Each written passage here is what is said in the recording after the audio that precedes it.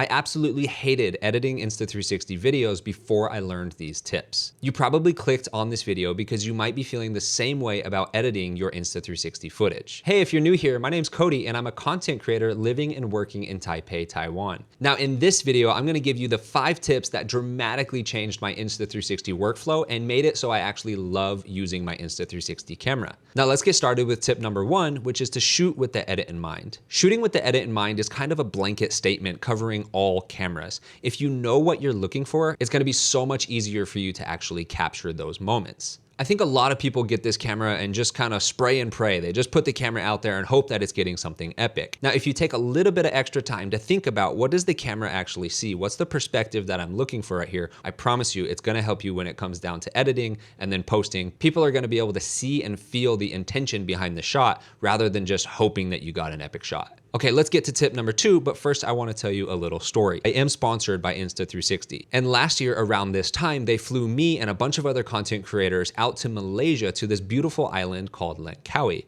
Now we were there for about a week, and while I was there, I got to see how they film with their cameras. Now on this trip, I met somebody named Aki. Aki is from Japan, and that's literally his name on YouTube, Aki from Japan. And he is a dedicated Insta360 content creator, meaning he works with Insta360 as one of their content creators. You can see him on their tutorials. One thing I noticed Aki doing before every single shot was he was looking at his phone. Now, to be honest, I really thought that he was checking notifications. Like I thought he was getting a text message and then looking down at his phone to see who was texting him. But he was actually monitoring his shots because you can connect your Insta360 camera with your smartphone. What this allowed him to do was to make sure that he was getting the shot that he wanted. He was able to monitor the shot, make sure that his exposure was correct, the perspective was correct, he had the correct settings, the camera was in the correct mode. This just made sure that he knew he was getting the shot that he wanted to get. So you can monitor your shots by using your mobile device connected to your Insta360 camera. And this brings me to tip number 3, which is editing on the spot.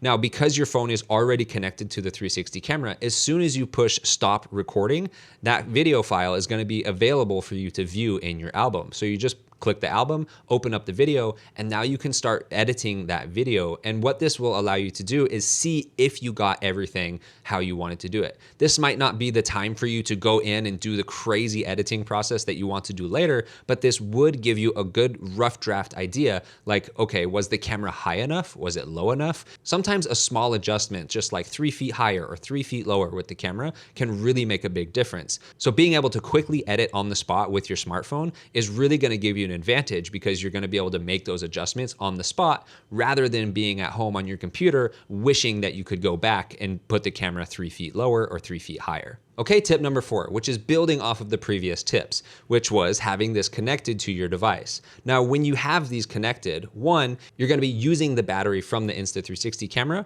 which is not that big of a deal. It doesn't suck up that much power, but it is something to be mindful of if, for example, you're out hiking in the mountains and you don't really have a great power source to recharge your cameras. That's where this little SD card reader comes into place. You can take the SD card out of the camera, plug it into this little SD card reader, and then you can plug this straight into your smartphone, which I'm going to do now.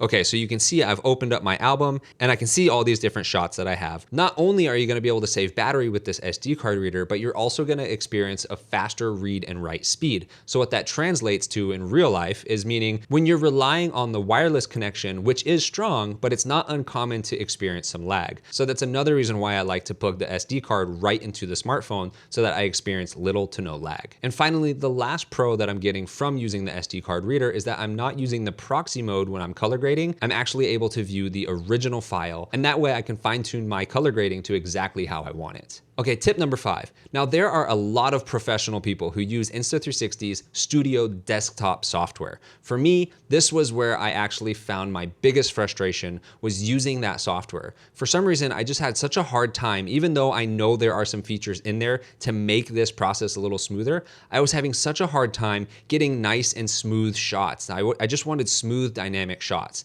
And the only way that I was able to get those shots within the studio version was by using the automatic tracking feature. pictures. Now, those are great, but I don't always want to track myself or just one point on the video. Now, this is where my big aha moment came in. And again, last year when I was in Langkawi on that 360 creator trip, I saw my friend Pierre editing his video in a very strange way on his mobile device. And I want to show you how he's doing that today. So check this out. If you go into the album and you click a video that you want to edit, for example, let's edit this one right here. Okay, now for this shot, I'm sailing in the Maldives and I know that I'm gonna start waving my camera around. Now there are a couple different ways that I could edit this. I could tap the green icon that's on top of my head and use an automatic tracking feature, which is great. But again, if I want to change the perspective, I'm going to have to stop that recording and then use keyframes to adjust the camera. Now, what if there's a better way to get a dynamic shot and be able to still have the freedom and nice, smooth dynamic motion? Well, that's where this viewfinder feature comes in place. So I'm going to hit the plus button right here on the bottom on the timeline, and you can see I have frame, viewfinder, deep track, update, keyframe. I'm going to click on the viewfinder. Now, what this allows me to do is you can see if I go up, it's gonna go up. If I go right, it's gonna go right. If I go left, it's gonna go left. So what's happening here? The gyro data that the camera actually captures while it's recording is now translated onto my smartphone, and I'm able to manipulate that. You'll notice right here in the app that there's a little red button. That's the record button. So if you tap this, it's gonna start recording and you're gonna see the video will start playing. Now on the left side, you can see there's a magnifying glass, and on the right side, there's a little planet. That planet in the Insta360 world is called Tiny Planet. So I can either press the record button and start sliding left and right to zoom in and out. And if I zoom out with my two fingers, you'll see the perspective changes over to that tiny planet mode. And then if I zoom in, you can see I'm getting closer to that magnifying glass. So my pro tip for editing with the viewfinder is to sit in a swivel chair like this I have right here, back up so you have enough space so you're not gonna hit anything like the desktop that I have right here, and definitely make sure that there's nobody next to you so you don't hit them, because it's very easy to get caught up in the editing shot. So you're gonna see me back up, I'm gonna edit the shot, and then I'll come back and we'll talk a little more.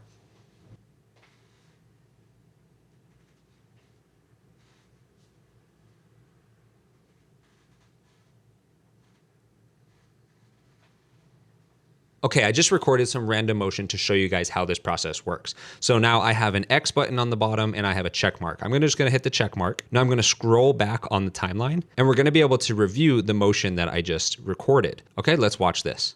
Okay, you can see I'm kind of tracking myself, giving a little FPV motion there. And now I'm swinging all the way around, viewing the clouds, going to Tiny Planet, coming back. All right, great. You can see I made all these changes and they're very, very smooth. This is my main point, and this might not be the exact way that I wanted to edit this video. This was just my first try doing it. But you could see after doing this over and over again, you can get these really amazing dynamic shots, and they're very easy to capture because you're kind of playing the cameraman right there on the spot, compared to on the studio version where you're gonna have to use a lot of keyframing to get all those dynamic motions. Now, I'm not suggesting that keyframes are terrible and you should only edit this way. I do edit with keyframes for some of my shots, but I do think there's a lot of benefits to using this viewfinder feature within the Insta360 mobile app. Well, that's it for this video. I hope these tips are helpful for you. If you have any questions about Insta360, let me know in the comments down below and I'll try my best to help you out. All right, I'll see you in the next video.